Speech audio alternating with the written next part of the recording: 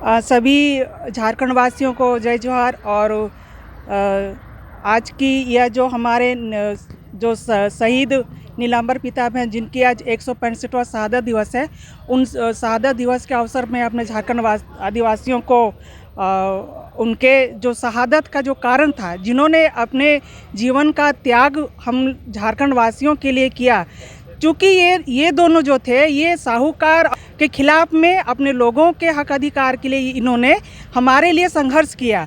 और यही नहीं, 1857 में जो हूल क्रांति थी, उसमें इन्होंने भाग लिया और हमारे लोगों को जगाने, उनके हक अधिकार के लिए लड़ाइयाँ लड़ी। लेकिन अगर वर्तमान में हम लोग देखें कि जिस उद्देश्य से हमारे महापुरुषों ने, हमारे जो पूर्वज थे, उन्होंने अपने जीवन की जो बलिदान दिया, वो जिस कारण से दिया, वो आज हम लोग, हमारा झारखंड अभी उसका 2000 में जो अभी अलग हुआ बिहार से, तो इतने सालों के बाद भी हमारा झारखंड को जो समृद्ध करने की जो तरीका, जो नियम नीति होना चाहिए, वो अभी भी हम लोगों का झारखंड में विकास नहीं हुआ है। और चूँकि मैं एक महिला हूँ, तो अभी हम लोग देखते हैं कि महिलाओं के ऊपर किस तरह से विभत्स जो दुर्घटनाएं हो रही हैं।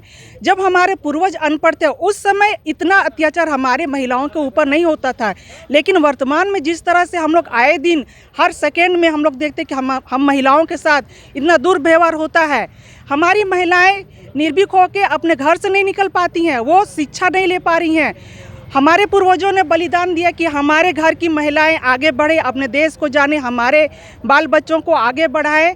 और यही नहीं, उस समय हमारी जो वीरांगनाएं थी, फूलो झानो है, और हमारे झारखंड की उस तरह की बहुत सारी हमारी जो विरासत जो थी हमारी मूल निवासियों की, वो अभी वर्तमान में हमारे जिन लोगों ने शहादत दिया, अपना बलिदान दिया, लेकिन उनकी जो जीवनी है वो हम लोगों को पढ़ने के लिए नहीं मिलता है, जानने के लिए नहीं दिया जा रहा है।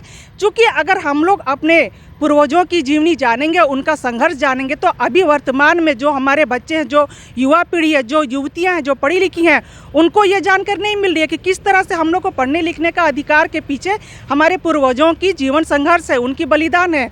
तो ये एक नीति के तहत ये प्रोपोगंडा किया जा रहा है कि हमारे आने वाली पीढ़ी को उनके विरासत के बारे में जानकारी नहीं दी जाए। और इसी का कहीं ना कहीं ये बहुत बड़ा कारण है कि वर्तमान में इतनी सारी चीज़ें होते हुए भी, हमारा झारखंड समृद्ध होते हुए भी, उनको इस तरह से कंगाल किया जा रहा है कि हमारे जो युवा है, जो हमारी युवतियां हैं, उनको इसके बारे में जानकारी उनको नहीं दी जा रही है। उनको रोजगार की समस्या में उलझाया जा रहा है। युवतियों को इतना डराया जा रहा है कि वो चाह करके भी अपनी आवाज़ ऊंची नहीं उठा सकती हैं। तो मैं इस अपने पूर्वज के शहादत दिवस में विनम्र श्रद्धांजलि अर्पित करते हुए मैं यही कहना चाहती हूँ अपने झारखंड आदिवासियों से, मूल निवासियों से, कि यह जो शहादत हमारे पूर्वजों ने दी है, उसको हम लोगों को मार्गदर्शक के रूप में लेना चाहिए। और उनकी जो जीवनी है, किस तरह से उन्होंने हमारे लोगों को एक करने के लिए अपने जीवन का बलिदान दिया, और उस समय समझिए कि संसाधन के अभाव में फिर भी उन्होंने हमारे लोगों को एकत्र किया, हमारे लोगों को आगे बढ़ाया। तो उसी तरह जब हम लोग आज बहुत सारी संसाधन हमारे पास है, हमारे पास इतनी सारी सुविधाएं हैं कि हम लोग अपने लोगों के बीच जा कर के उनको जागृत करें। हमारा जो संसाधन है उसका हम लोग अपने समाज में जाके जगाने का काम करें। क्योंकि हम लोग, हमारे जो युवा पीढ़ी है, पढ़ लिख लिया है, लेकिन उनको समाज से बाहर किया जा रहा है। वो हमारे समाज में नहीं जाना चाहते हैं। उनको लगता है कि हम जो पढ़े लिखे हैं वो हमारे काबिलियत के अनुसार है। लेकिन ये हम लोगों को समझना होगा कि हम लोग जब बोलने या पढ़ने के जो हम लोग को हक अधिकार मिला है, उसके पीछे हमारे महापुरुषों की बलिदान है। तो हमारी युवा पीढ़ी को भी ये जानना होगा, सोचना होगा, मंथन करना होगा कि उन्होंने जब हम लोगों को यहाँ तक दूर तक ले आए, तो हम लोगों का ये कर्तव्य होता है, अपने जो नागरिक होने का जो कर्तव्य है उसको हम लोग को ज़रूर निभाना चाहिए और अपने झारखंड को आगे बढ़ाने की ओर युवा शक्ति का उपयोग जरूर करना चाहिए। और मैं साथ ही एक और अपने झारखंड वासियों और जो हमारे युवा हैं उनको मैं यह एक और संदेश या अपील करना चाहूँगी कि अभी जो ये 2024 में जो हमारे संविधान में कहा जाता है कि एक लोक पर्व है, लोकसभा चुनाव है, तो उसको हम लोगों को संविधान में एक लोक पर्व की तरह हम लोग मनाते हैं। तो मनाने से हम लोग को छुट्टी के तरह उसको हम लोग लेते हैं, लेकिन ये छुट्टी की तरह हम लोग को नहीं लेना है, अवकाश की तरह हम लोग को नहीं लेना है। ये हम लोगों को शासन करने की एक मार्ग है, और उसको हम लोग अगर समझ जाएं कि यह जो वोट का अधिकार है, जो लोक पर्व है, जो लोकसभा चुनाव जो अभी आने वाला है हमारे झारखंड में, तो उसमें हमारे युवाओं को भी एक अच्छे प्रत्याशी का चुनाव करना चाहिए, और जो प्रत्याशी है उसका हम लोग को ये देखना है कि वो हमारे अगर झारखंड के लिए अगर कुछ करती है, जो कुछ अगर उनकी विचार में है, जो उनकी जो उनके लिस्ट में जो होता है कि हम किस तरह से झारखंड को आगे बढ़ाएं, मैनिफेस्टो में अगर होगा तो हमारे युवाओं को उस पर ज़रूर ध्यान देना चाहिए।